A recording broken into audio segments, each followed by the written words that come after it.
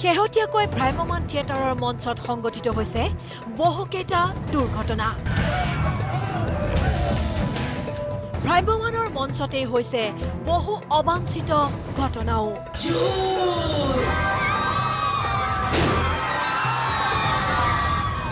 এই ঘটনাসমূহক লৈ সামাজিক মাধ্যমত বিভিন্ন ধৰণেৰে চলিছে সমালোচনা, ট্ৰল। কিন্তু ভ্ৰাম্যমান থিয়েটাৰত বহু হাজাৰজন ব্যক্তিৰ জীৱনৰ কথা জড়িত হৈ আছে। এই উদ্যোগটোক সামান্য ভুলৰ বাবে বন্ধ হৈ যাবলৈ নিদিব বুলি এইবাৰ আহ্বান কৰিছে ভ্ৰাম্যমানৰ বহু শিল্পী তথা কলা কুশলীয়ে। ভ্ৰাম্যমান থিয়েটাৰ এক বিশাল উদ্যোগ।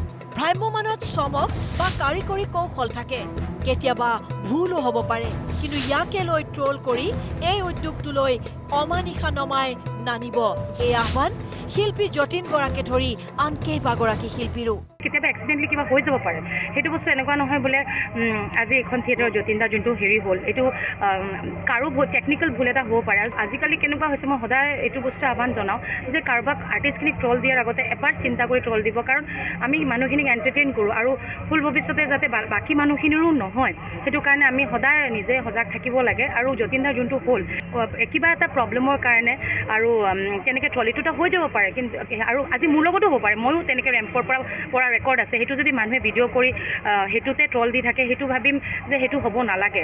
ভ্ৰাম্যমানক জীয়াই থাকিবলৈ দিয়ক বুলি আহ্বান কৰি শিল্পীসকলৰ মন্তব্য, ভ্ৰাম্যমান চাৰ্কাছ নহয়, কিছু কাৰিকৰী চমক দিয়াৰ চেষ্টা কৰে, কিন্তু ভুল হ'লে এয়া শুধৰোৱাৰ উপায়ো থাকে।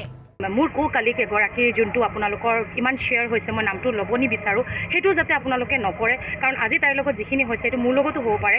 আৰু মই যিসকল শিল্পী আমি কাম কৰি আছোঁ, আপোনালোকৰ বাবে কাম কৰি আছোঁ, নাটকখনৰ আঁৰত যিখিনি আছে, যিখিনি মানুহ আমি কাম কৰোঁ, বহুত কষ্ট কৰোঁ, কাৰণ মানুহখিনিক যাতে আমি সন্তুষ্ট কৰিব পাৰোঁ, সাঁচি থোৱা ধন যিখিনিয়ে আজি চাব আহে আমাৰ নাটকখন, যাতে ৱৰ্থ হয়, সেইখিনি যদি ভাল নাটক এখন উপভোগ কৰে, সেইখিনি নকৰিব ৰাইজ। সেইখিনি বিনম্ৰ অনুৰোধ সকলো মই মানে হাতযোৰ কৰি অনুৰোধ কৰিছোঁ। ইফালে ভ্ৰাম্যমানৰ মঞ্চত এগৰাকী শিল্পীৰ কাপোৰ খুলি পৰাক লৈ লজ্জাজনকভাৱে ছ'চিয়েল মিডিয়াত ট্ৰল আৰু শ্বেয়াৰ কৰা কাৰ্যৰ পৰা বিৰত থাকিবলৈও সমাজলৈ আহ্বান ভ্ৰাম্যমানৰ শিল্পীৰ।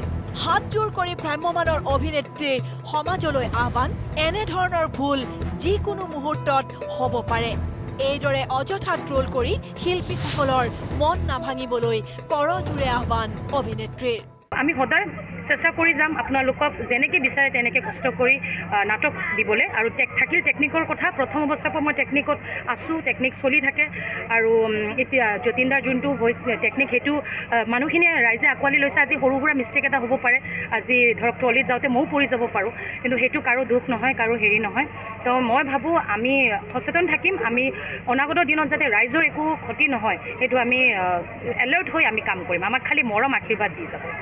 ৰাইজক মনোৰঞ্জন দিবৰ বাবে শিল্পী তথা ভ্ৰাম্যমানৰ অহৰ্নিশে চলে প্ৰচেষ্টা। এনে ক্ষেত্ৰত কাৰিকৰী ভুলৰ বাবে ৰাইজৰ যাতে একো অসুবিধা নহয়, সেই কথা দৃষ্টি ৰাখিব বুলিও প্ৰতিশ্ৰুতি শিল্পীসকলৰ। Bureau' report, news live.